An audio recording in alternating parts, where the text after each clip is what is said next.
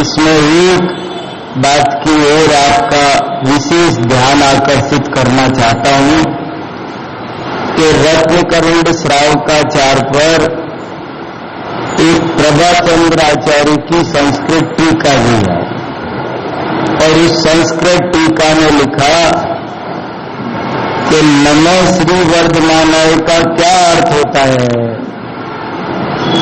तो उन्होंने कहा वर्धमान का अर्थ, श्री वर्धमान का अर्थ केवल 24वें तीर्थंकर मत समझना,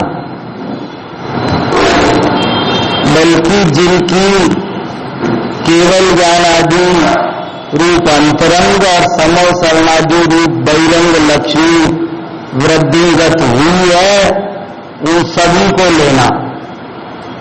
क्योंकि जैन दर्शन व्यक्तिवादी नहीं है।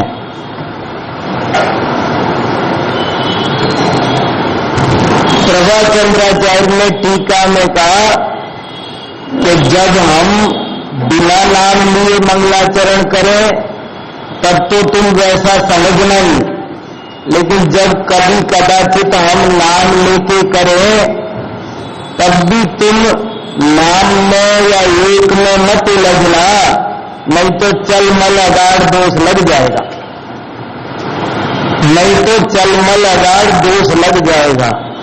अगर आपको बात को सही सही समझना है तो हम कुछ भी कहें,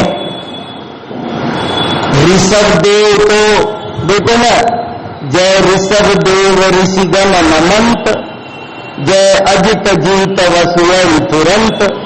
तो क्यों जी ऋषभ देव ही ऋषिगण नमंत है क्या? अजित जनात ही वसुअर तुरंत जीतने वाले हैं क्या? जय संभव भव भय करत चूर, संभव नाथ ही भव भय को करत चूर है क्या? अजिनाथ नहीं है।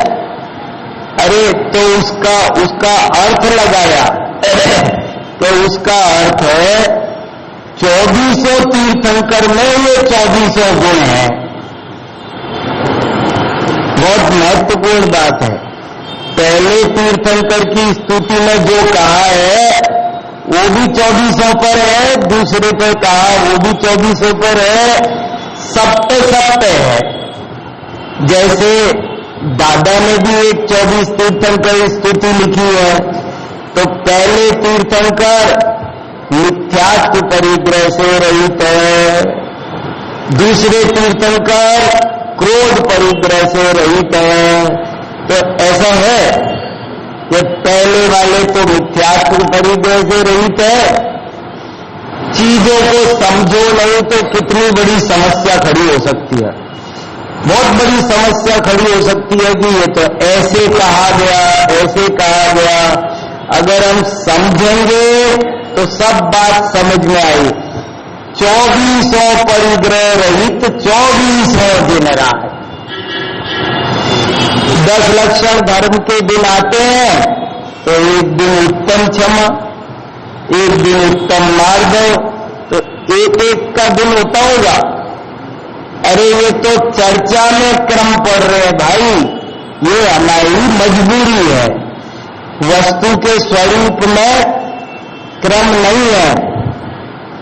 मुख्य गौण व्यवस्था केवल वाणी में होती है, वस्तु में नहीं होती है।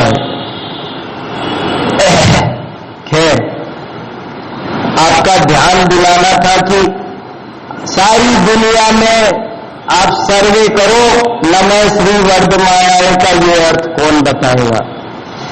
लेकिन टीका में 1000 साल पहले और एक बहुत इंपॉर्टेंट बात लिखी वहां पर कि नमः का अर्थ क्या समझना। तो कहा नमः माने नमस्कार, नमस्कार माने बोले नमस्कार 2 तरह का होता है, एक द्रव्य नमस्कार, एक भाव नमस्कार। तो इसको कहते टीका कि तुम नमः श्री वर्धमानाय का अर्थ क्या समझ रहे हो कि वो जो त्रिशलानंदन है उनके आगे ऐसे, इसका नाम तुम नमः श्री वर्धमान है। वो कह रहे नहीं, जिनकी अंतरंग बहिरंग लक्ष्मी वृद्धिंगत है, उन समस्त वीतराग सर्वज्ञ जिनेन्द्रों को उनके गुण ग्रहण रूप भाव नमस्कार करना। अब तम्मा आदाहु में शरणम, अपनी आत्मा में समा जाना, वो असली नमस्कार है। ये व्याख्या है पूरी, और नहीं तो अधूरी व्याख्या है। चलो, आज मैं आपको एक महत्वपूर्ण विषय बताना चाहता हूं। देखो, जैन धर्म बहुत व्यापक है, जैन साहित्य बहुत व्यापक है। जैन आचार्यों ने हर विषय पर ग्रंथ लिखे हैं, हर विषय पर। और उसकी अगर एक झलक लेनी है ना, मैं ज्यादा समय उसमें नहीं लगाना चाहता, पर एक झलक लेनी हो तो वो पहले दूसरी वाली दिखाना, जैन विद्या की व्यापकता। अगले वाला और आगे चलो, आगे चलो। ये देखो, मैं आपको एक चीज दिखाना चाह रहा हूं कि जैन शास्त्र, जैन धर्म का ज्ञान विज्ञान वो बहुत व्यापक है। हमारे जैन आचार्यों ने कोई एक विषय पर केवल धर्म, हमारे यहाँ केवल धर्म ग्रंथ नहीं मिलते, धर्म शास्त्र हमारे जैसे और धर्मों में धर्म ग्रंथ है, वो भी एक एक दो दो। दुनिया के सब धर्मों के पास में किताब के नाम पर, शास्त्र के नाम पर एक एक दो दो धर्म ग्रंथ है। लेकिन जैन आचार्यों ने इतने ग्रंथ लिखे हैं और इतने विषयों पर लिखे हैं कि अभी मैं गिन रहा था एक दिन, तो आज की तारीख में भी 10 लाख जैन ग्रंथ मौजूद है। जो 6-6 महीने होली जल गई वो तो छोड़ो, हमारे ग्रंथ कितने जल गए उनकी तो कोई गिनती नहीं। लेकिन आज की तारीख में कितने जैन ग्रंथ हैं तो हम गिनने बैठे तो 10 लाख ग्रंथ अभी भी मौजूद है। अगर हम रोज एक ग्रंथ भी पढ़ेंगे ना, रोज एक, और बचपन से जिस दिन पैदा हुए वो दिन की भी सब कमी पूर्ति कर लें, एक दिन में 2-2, 3-3 पढ़ के, और 100 साल की उम्र हो जाए तो भी 36 से 30 हजार पढ़ पाएंगे। अगर रोज एक ग्रंथ पढ़ें, 100 साल की उम्र हो, और जो छूट गए उनकी भी कमी पूर्ति कर ले। ग्रंथ संपदा कितनी भारी है, बहुत भारी ग्रंथ संपदा। जैनों के पास जितने ग्रंथ है, और ताज्जुब की बात ये देखो, अभी दिल्ली में हर साल एक वर्ल्ड बुक फेयर लगता है, वर्ल्ड बुक फेयर। तो उस वर्ल्ड बुक फेयर में इस बार हमने भी एक एप्लीकेशन लगा दी। हम तो हर जगह बॉल फेंकते रहते हैं, कहीं न कहीं दूसरों में बॉल फेंकना ही वही हमारा काम है। तो हमने वहां बॉल फेंक दी। हमने कहा हम जैन बुक के बारे में भी कुछ प्रोग्राम इस बुक फेयर में, वर्ल्ड बुक फेयर है, दुनिया में किसी के पास इतनी बुक्स नहीं है जितनी हमारे पास है, और तुम औरों की बात करोगे, हमारी नहीं करोगे, तो हम भी करना चाहते हैं। आप हमको भी प्लीज गिव ए चांस। हमने चांस मांगा तो हमको चांस मिल गया। देखो सही से अच्छा, और हमारे भाग्य से हमको जहां हम मांगते हैं ना, हम बॉल फेंकते हैं, हमारे जवाब भी पॉजिटिव ही इत्तेफाक से आते हैं, बहुत बढ़िया बढ़िया रिजल्ट आते, और खुश होके धन्यवाद सहित वो कहते हैं आपका प्रपोजल बहुत बढ़िया है। और वो खुश होकर के उन्होंने हमको प्रगति मैदान में एक बहुत बढ़िया सेमिनार हॉल दिया, ऑडिटोरियम दिया। बोले आप जैन बुक्स पर प्रोग्राम करना, शानदार। और हमसे जो सहयोग चाहिए वो हम देंगे। बुक फेयर कमेटी ने हमको कहा, तो हमने कहा अब कैसे करें, अब तो परमिशन मिल गई, अब क्या करें।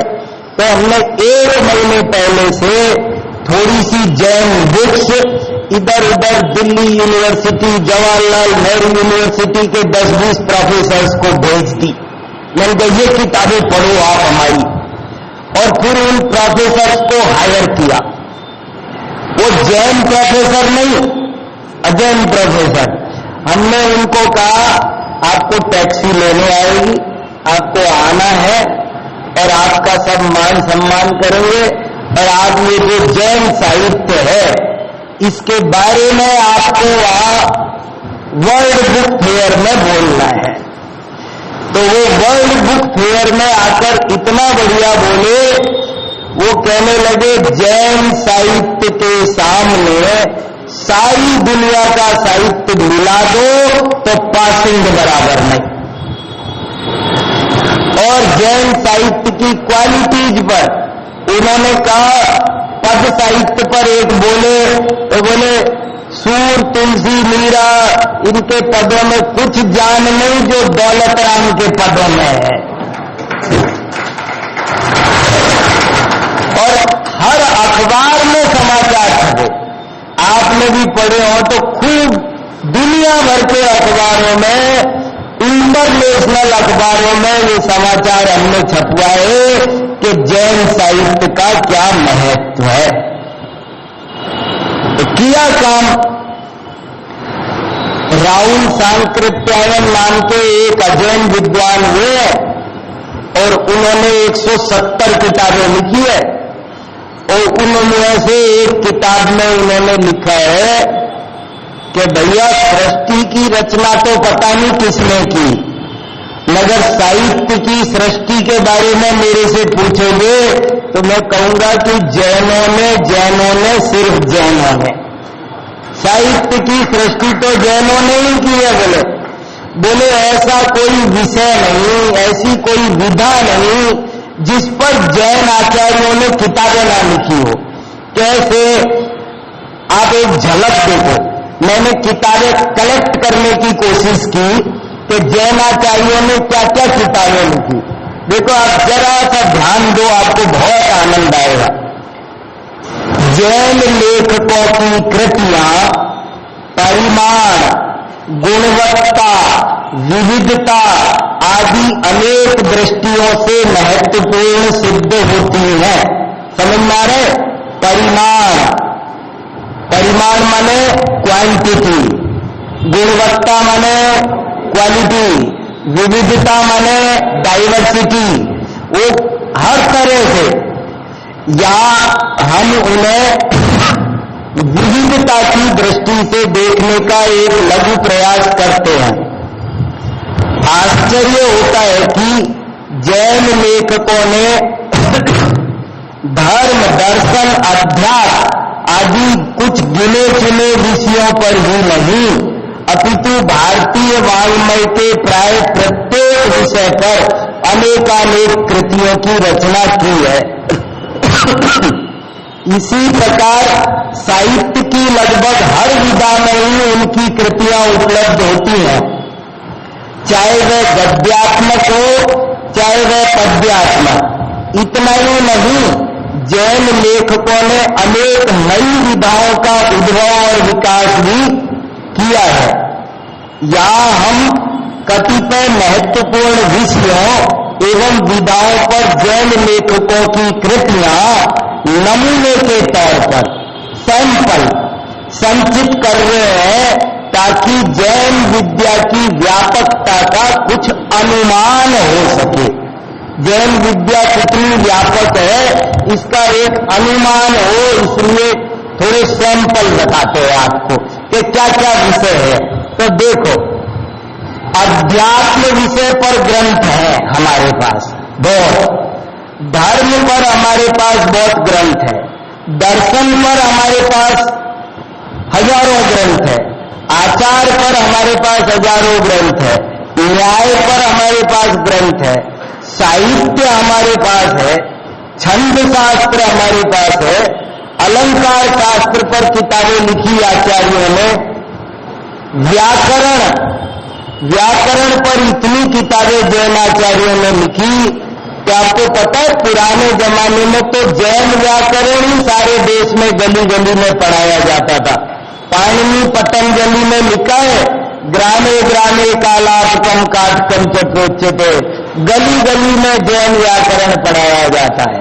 पाणिनि पतंजलि ने लिखा है, जैन व्याकरण पढ़ाया जाता था। आयुर्वेद पर हमारे यहाँ बहुत ग्रंथ है और सब पर मैंने 2-2, 4-4 किताबों के नाम सैंपल लिखे, कोई ये ना कह दे ऐसे ही कह रहे हैं। आयुर्वेद पर भी मैंने देखो ये 5-7 ग्रंथ लिखे और एक एक पर मैं 100 लिख सकता हूं।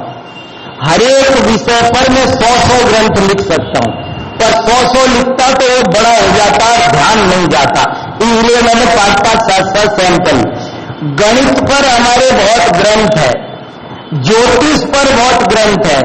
अभी थोड़े दिन पहले दिल्ली में मैंने एक बार 15 दिन तक ऐसे प्रवचन किए कि एक दिन का टाइटल था जैन गणित, एक दिन का टाइटल है जैन ज्योतिष, एक दिन का टाइटल है जैन इकोनॉमिक्स, एक दिन का टाइटल है जैन सोशियोलॉजी, एक दिन का टाइटल है जैन पॉलिटिकल साइंस, एक दिन का टाइटल है जैन फिजिक्स, एक दिन का टाइटल है जैन जियोलॉजी, एक दिन का टाइटल है जैन बॉटनी। ऐसे 15 दिन मैंने किए और बाद में मुझे कहीं जाना पड़ गया, नहीं 1 महीने करना थी मुझे।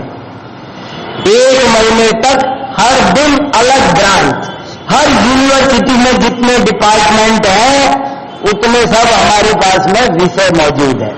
देखो वास्तु, जैन वास्तु पर आचार्यों ने बहुत ग्रंथ लिखे हैं और अभी आप ज्यादा बहकना नहीं, ये सारी विद्याओं का पर्यवसान अध्यात्म में किया है। वीतरागता जिनवाणी का मूल तात्पर्य है और वो यहां पर भी मैंने तो इनमें से सैकड़ों ग्रंथ पढ़े भी हैं कि ये कैसे ये बातें लिख रहे हैं। सामुद्रिक शास्त्र, रमल शास्त्र होता है, भूगोल, खगोल, पुराण, चरित, कथा, आत्मकथा, कला, शिल्प, कोश माने डिक्शनरी, भक्ति स्तुति, अर्थशास्त्र, समाजशास्त्र, राजनीति शास्त्र, विधि शास्त्र, लॉ पर किताबें हैं। आपको पता है बैरिस्टर चंपत राय ने भी किताब लिखी जैन लॉ, और उसके आधार पर पर्सनल जैन लॉ बोर्ड अंग्रेजों ने बनाया था। जैन लॉ है हमारे, मैं जैन लॉ पर 1 घंटा प्रवचन कर सकता हूं। जैनों के कानून शास्त्र की क्या व्यवस्था है ये मैं आपको बताना चाहता हूं। जैनों ने क्या कानून व्यवस्था में क्या विशेषता रखी, वो बहुत काम की चीज है। फिर देखो नीति शास्त्र, योग शास्त्र, लक्षण शास्त्र, संगीत शास्त्र। जैनाचार्यों ने संगीत पर 50 ग्रंथ लिखे, 50 ग्रंथ। आपको पता है एक ग्रंथ का नाम है संगीत समयसार, इसमें दे रखा है संगीत समयसार। नाम सुना है? हाथ खड़े करो, किसने सुना? एक ने भी नहीं सुना ना? बताओ। संगीत समयसार, और कब का है? आज का नहीं है, आज से 1100 साल पुराना ग्रंथ है संगीत समयसार। और आप जानते हो उसमें क्या लिखा है? उसका नाम संगीत समयसार इसलिए है कि समयसार को संगीत के माध्यम से जीवन में उतारो। आत्मानुभूति में संगीत सहायक बने, इसके लिए वो संगीत ग्रंथ। मेरा 1 घंटे का संगीत पर प्रवचन मौजूद है अभी भी, और उसको आप सुनना कभी सुनो तो। संगीत पर जैन आचार्य, हमारे यहाँ क्रिया विशाल नाम का एक पूर्व है, वो तो पूरा का पूरा संगीतमय है, और उसमें क्या क्या संगीत की सुंदर अद्भुत अद्भुत बातें हैं वो सब देखोगे तो पता चलेगा। लेख भी लिखे हैं। तो संगीत शास्त्र भी जैन आचार्यों ने लिखा, और संगीत शास्त्र का पर्पस गीत राग था। राग के लिए राग वाला संगीत नहीं है ये मामला अलग है। ये आप सोच रहे होंगे कहाँ उलझ गए दुनिया भर की विद्याओं में, वो नहीं, सब सिमट कर यहां आ रही। स्वप्न शास्त्र लिखा है जैनाचार्यों ने, शकुन शास्त्र, नाट्य शास्त्र, काव्य शास्त्र, मंत्र विज्ञान, धातु विज्ञान। धातु विज्ञान एक दफे पढ़ा दो। हमारे पास में एक आंखों के डॉक्टर है, बहुत बड़े दिल्ली में प्रसिद्ध आंखों के एवं डॉक्टर। तो उन डॉक्टर साहब को एक दिन में सर्वार्थ सिद्धि दिखाने ले गया। मैंने कहा डॉक्टर साहब जरा ये पढ़ना, उसमें लिखा है ना निर्वृत्ति, उपकरण, लब्धि, उपयोग, निवृत्ति, बाह्य निवृत्ति, अभ्यंतर निवृत्ति। तो मैंने कहा ये आंख की संरचना कैसी है, पूज्यपाद आचार्य ने कुछ लिखा है, जरा आप सुनो। बोले अरे ये तो कमाल हो गया, हम वहां मेडिकल में पढ़ते हैं, वो इससे भी बारीक चला गया। पूज्यपाद आचार्य ने आंख कैसे वर्क करती है इस पर वर्णन दूसरे अध्याय में लिखा है। निवृत्ति उपकरण जो टीका है ना, लब्धुपयोग भावेन्द्रियम, तो धातु विज्ञान, रत्न विज्ञान है बहुत बड़ा जैनाचार्यों का, गजब का। भौतिक विज्ञान है, मनोविज्ञान पर किताबें हैं जैनाचार्यों की। अभी अमेरिका में एक जैना कन्वेंशन होने वाला है, वहां पर जैन मनोविज्ञान पर भी एक भाषण रखा है, अभी जाना है वहां जुलाई में। प्राणी विज्ञान, मृत्यु विज्ञान पर भी किताबें हैं। फिर देखो ये तो विषय हुए, ये तो सब्जेक्ट हुए।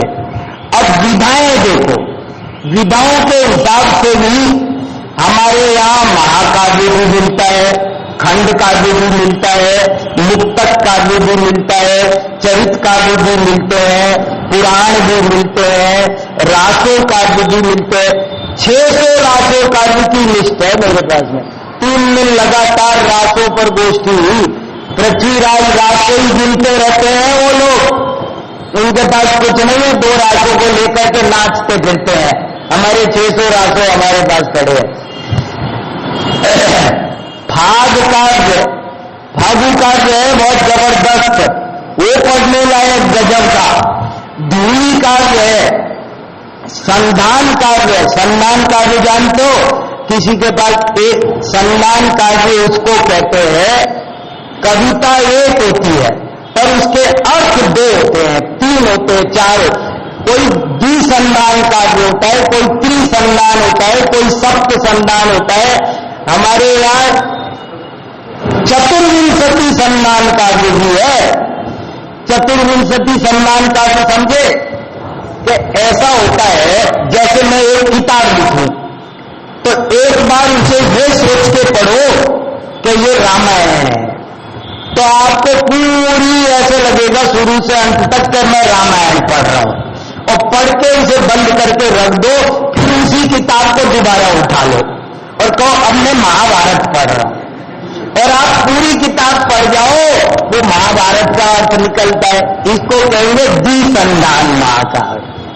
अपने धनंजय कवि ने लिखा है द्विसंधान महाकाव्य, जिन्होंने विसापार मंत्र लिखा है और विसापार स्तोत्र लिखा है, उन्होंने एक द्विसंधान महाकाव्य लिखा है। द्विसंधान महाकाव्य गृहस्थ थे सेठ जी, और बताओ कैसे बड़े विद्वान होंगे, प्रकांड। तो और ऐसे द्विसंधान, त्रिसंधान, सप्त संधान से ज्यादा किसी के पास नहीं है, पूरे संस्कृत साहित्य में नहीं है, पर जैनों के पास चतुर्विंशति संधान महाकाव्य है। फिर देखो बहुत चीजें, दूत काव्य, वो एक अकेला मेघदूत को लेके नाचते रहते हैं। हमारे पास मेघदूत है, हमारे पास सैकड़ों दूत काव्य है। कुछ होश तो है नहीं तुम्हें। असल में हम लोगों को हमारा खजाना पता ही नहीं है। अपने यहाँ तो सब दुकान पर बैठने लग गए, सबको फुर्सत नहीं है। एक बार सन 1934 में अहमदाबाद में महावीर जयंती का प्रोग्राम हुआ था। सन 1934 में चारों समाज ने मिलकर के महावीर जयंती का प्रोग्राम किया और उस प्रोग्राम में जो धर्म सभा हुई बड़ी, उस धर्म सभा के अध्यक्ष थे सरदार वल्लभ भाई पटेल। और इन वल्लभ भाई पटेल ने पता है जब अध्यक्ष ही उद्बोधन देने खड़े हुए तो क्या बोला? उनने बोला, अरे जैनियों, अरे तुम्हारा धर्म तो बहुत वैज्ञानिक है रे, और आज जमाना भी बहुत वैज्ञानिक है, और तुम चाहो तो तुम अपने धर्म को विश्व धर्म बना सकते हो, पर तुमको तो बस पीले चावल चढ़ाना धोती पहन के यही आ गया, बस इसी में इतनी श्री मानते हो और कुछ करते नहीं हो तुम लोग। यार कुछ करो। ये बात सन 34 की है। बोलो वल्लभ भाई पटेल। बहुत वैज्ञानिक हमारा धर्म है, हम इसको ठीक से समझाते नहीं, ठीक से समझते नहीं, काम इस फील्ड में कुछ करते नहीं। इस फील्ड में ढंग से कोई काम, ये 4 बच्चे मुझे दे दो, मैं जबलपुर हिला दूंगा। काम करने वाला चाहिए। देखो और देखो, नीति काव्य, ललित काव्य हमारे पास बहुत है, गीति काव्य, गद्य काव्य। वो एक बाण भट्ट की कादंबरी क्या मिल गई, उसी पर नाचते रहते हैं। और हमारे पास में कितनी कादंबरियां हैं जिसका कोई हिसाब नहीं। चंपू काव्य हमारे पास ढेरों चंपू काव्य। चंपू जानते हो? गद्य पद्यमयम काव्यम चंपूरित्यभिधीयते। गद्य पद्यमय काव्य को चंपू कहते। चंपू काव्य हमारे पास बहुत है। रूपक काव्य हमारे पास बहुत है। नाट्य काव्य हमारे पास बहुत है। संवाद काव्य हमारे पास बहुत है। चौपाई काव्य हमारे पास बहुत है। अष्टक काव्य हमारे पास बहुत है। दशक काव्य हमारे पास बहुत है। चतुर्दशी काव्य हमारे पास है। 25वीं काव्य हमारे पास है। 32वीं काव्य हमारे पास है। 85 का काव्य हमारे पास है। 52वीं काव्य हमारे पास है। शतक काव्य हमारे पास है। शतक काव्य परंपरा, वहां एक आध शतक मिल गया उसी पर नाचते हैं। हमारे यहाँ शतकों की परंपरा है बहुत भारी जबरदस्त। जैन शतक, उपदेश शतक, इतने शतक है जिनका कोई हिसाब नहीं। बेली हमारे पास है, चूनरी हमारे पास है, सत्सई है, वहां एक बिहारी सत्सई पे ही नाचते हैं बस अकेले। और 12 खड़ी हमारे पास में है, ढेर 12 खड़ी काव्य। दौलत राम जी ने लिखा है एक 12 खड़ी, रामचरितमानस से बड़ा है। 12 खड़ी काव्य आज तक छपा भी नहीं, समाज को फुर्सत ही नहीं, ध्यान ही नहीं है किसी को। 5000 छंद है उसमें, 12 खड़ी काव्य है। अध्यात्म 12 खड़ी इसका नाम। 12 मासा हमारे पास है। विलास काव्य हमारे पास है। भक्ति काव्य हमारे पास है। स्तुति काव्य हमारे पास है।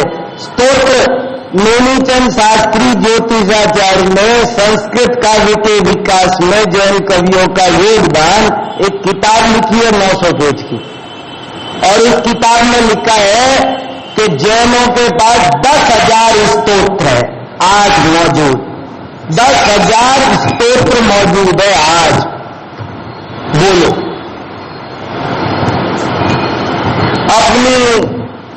अपनी यही वैभव पता नहीं है, आत्मा का वैभव भी वो भी पता नहीं है, ये भी पता नहीं है। पूजा काव्य देखो, हमारी पूजाएं 7 समंदर पार जा रही है। अरे ध्यानत राय जी की पूजाओं का कोई मुकाबला है क्या? जय जय नाथ परम गुरु होए, और वहां तक पहुंच गई, और उनका कोई अनुवाद नहीं हो सकता। वो सब अंग्रेज बच्चे भी यही गा रहे हैं, चाहे मैं कैलिफोर्निया चला गया, चाहे न्यू जर्सी गया, जहां जाओ वहां पर इनका कोई अनुवाद नहीं। ऐसे आनंद से सब गा रहे। विधान काव्य, आरती काव्य हमारे पास क्या है? 40 काव्य, जयमाला काव्य, प्रश्नोत्तरी, सूत्र, हमारे पास बहुत सूत्र ग्रंथ हैं, वृत्ति, वार्तिक, टीका, तत्व टीका, भाष्य, महाभाष्य, चूर्णी, भाषावचनिका, कथा, कहानी, चित्रकथा, आत्मकथा, संसार की पहली हिंदी आत्मकथा बनारसी दास ने लिखी, पहली ऑटोबायोग्राफी, बोलो, भारत की नहीं,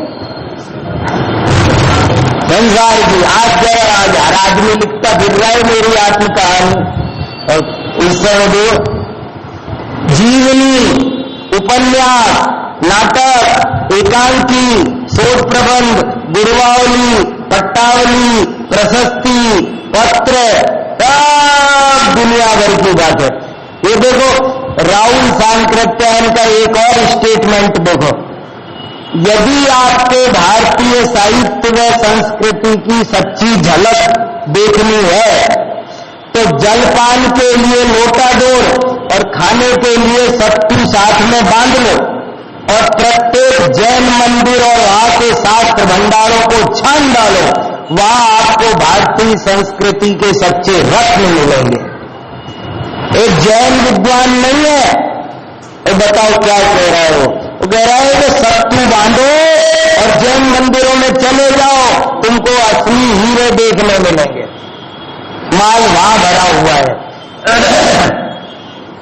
ऐसे और भी बहुत सारी बातें हैं। तो मैंने इनमें से थोड़ी सी चर्चा ऐसी हर विषय पर, ये जितने विषय बताए ना, मैं हर विषय पर आपको आधा घंटे भी बात करूं तो कितनी देर बीत जाएगी जरा बताओ। मैंने जितने विषय बताए, अगर मैं हर विषय पर 15-15 मिनट भी बोलने लग जाता तो सुबह हो जाती कि नहीं? हो जाती आराम से। इतने विषय बढ़िया, बहुत जोरदार है और मजाक नहीं है ये। मैं सचमुच, हमारा तो यही काम है भैया, यही हमारा तो इसी में मन लगता है, यही पढ़ते हैं, यही पढ़ाते हैं। थोड़े दिन पहले मैंने एक प्रोफेसर आए दिल्ली में और उनको मैंने कहा कि कोई बाहर का आए तो हम जरूर पकड़ते हैं उसे। अभी थोड़े दिन पहले ईरान इराक से 4 प्रोफेसर आए, ईरान इराक से 4 प्रोफेसर आए दिल्ली घूमने, ऐसे ही दिल्ली घूमने आए। और दिल्ली घूमने आए तो घूमते घूमते चांदनी चौक में लाल मंदिर पहुंच गए। लाल मंदिर भी देखा, ये क्या है, ये क्या है। तो वहां पर जैन समाज के अध्यक्ष थे चक्रेश जी, उन्होंने उनसे पूछने लगे, हमको कुछ थोड़ा सा जैन धर्म के बारे में भी बताओ, तब समझ में आएगा ये। तो उन्होंने कहा कि अगर आपको जैन धर्म के बारे में जानना है तो मैं अभी एक फोन करता हूं, और अगर वो अवेलेबल हो तो तुम वहां जाओ। तो उन्होंने मुझे फोन किया, मैंने कहा जल्दी से भेज दो तुम मेरे पास। मैंने उनको बुलाया, कहने लगे हमें आधा घंटा, उन्होंने रिक्वेस्ट की कि हमें आप आधा घंटा दे दो। मैंने कहा आ जाओ, देता हूं आधा घंटा।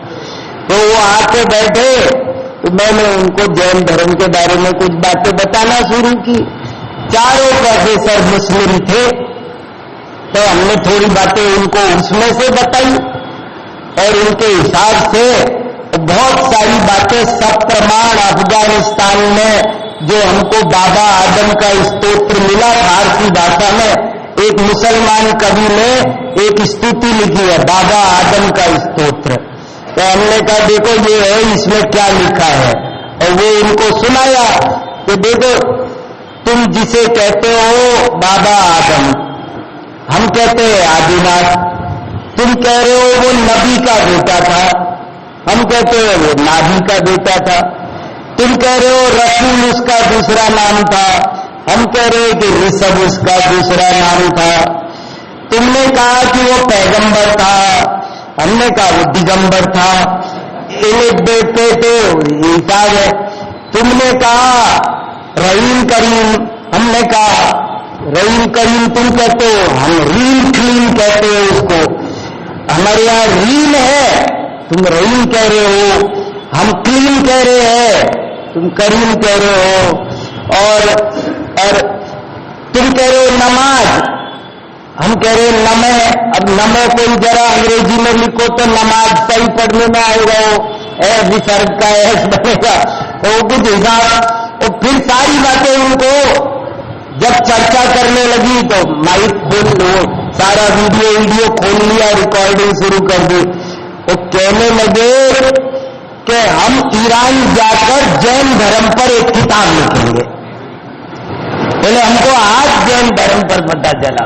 जब ले गए बहुत सारी सामग्री, उनको कैलाश सिंधी की किताब जैन धर्म दे दी, ये ले जाओ, अंग्रेजी में ले जाओ, इसमें ले जाओ, और वो निकाल दी। तो चीजों को जब तक हम ढंग से लोगों तक पहुंचाएंगे नहीं, तब तक बात नहीं बनेगी। ये चीजें जाएंगी बहुत अच्छे से, तब हमको सब पता चलेगा। तो एक